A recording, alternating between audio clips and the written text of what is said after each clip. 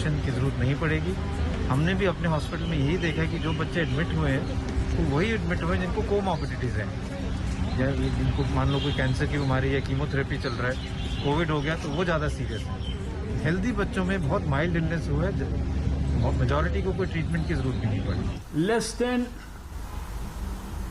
3 lakh cases, between 2 and 3 lakh cases in the country.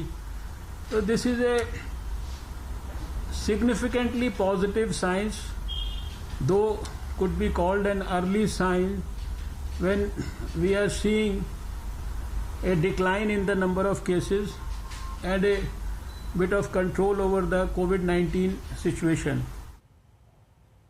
आपको बता दें कि सीएम योगी मिर्जापुर के दौरे पर हैं। वहां पहुंचकर उन्होंने कोरोना मरीजों के लिए तैयारियों की समीक्षा भी की है।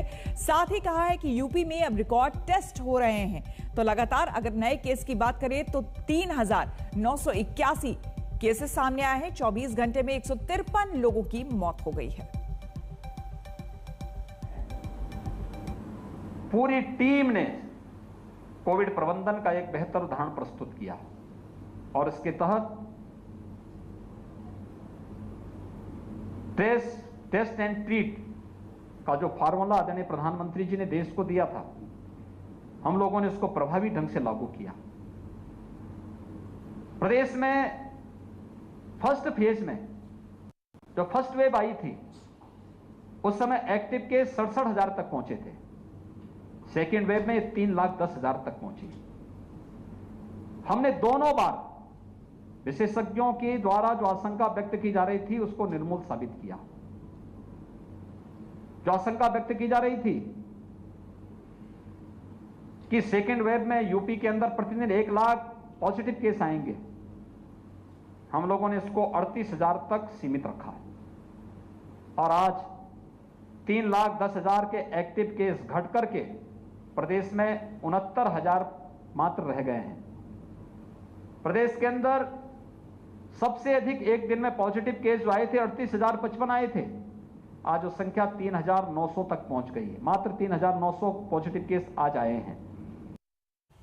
उत्तर प्रदेश के सीएम दिनेश शर्मा हमारे साथ जुड़ गए हैं। दिनेश जी, आपका बहुत बहुत स्वागत है सबसे पहले आज तक में जुड़ने के लिए। धन्यवाद आपका।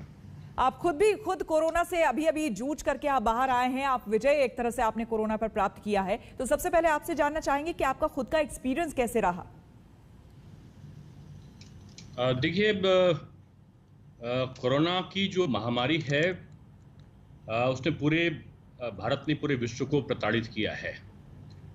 लेकिन मैं पहले आपको तो आपके माध्यम से कहूँगा माननीय प्रधानमंत्री जी और उत्तर प्रदेश के मुख्यमंत्री योगी आदित्यनाथ जी को, जिन्होंने बड़े दृढ़तापूर्वक इसका सामना किया और इसको रोकने में, कम करने में एक आशातीत सफलता की तरफ हम बढ़ पाए हैं।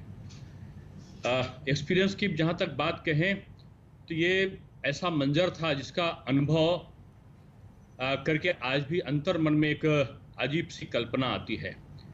प्रारंभ के दौर में देखा जाए तो मार्च में उत्तर प्रदेश में केवल 58 केस रह गए थे और लग रहा था कि कोरोना का जो प्रकोप है, लहर है, वो समाप्त हो चुकी है।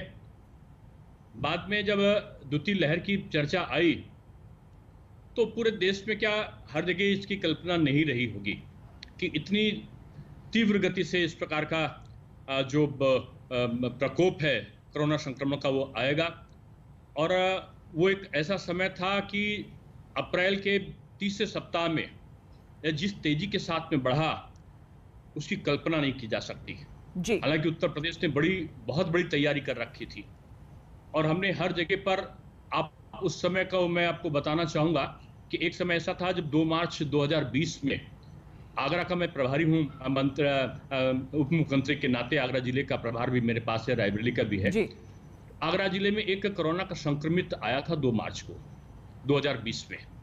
हमारे पास टेस्ट कराने के लिए नहीं था कि हम भारतवर्ष में कहाँ पे, उत्तर प्रदेश में कहाँ पे कराएं। पुणे से हमने टेस्ट कराया और उसको इलाज वो पॉजिटिव निकला। दिनेश शर्मा जी, देखिए इसके बारे में हम आगे चर्चा करेंगे क्योंकि अपने आप में राज्य सरकार का जुड़ा कोई मुखिया इस तरह से अगर कह रहा हो कि हमने दूसरी लहर के बारे में सोचा नहीं था, जबकि पूरी दुनिया में हमने देखा कि दूसरी लहर आ चुकी थी, उसके बाद भी हमारे देश में इसके बारे में नहीं सोचा गया, अपने आप में हैरानी की बात है। लेकिन मैं आपसे इस वक्त ये जानना चाहती हूँ, दिनेश शर्मा जी, मैं आपसे इस वक्त ये जानना चाहती हूँ कि वैक्सीनेशन को लेकर अब भी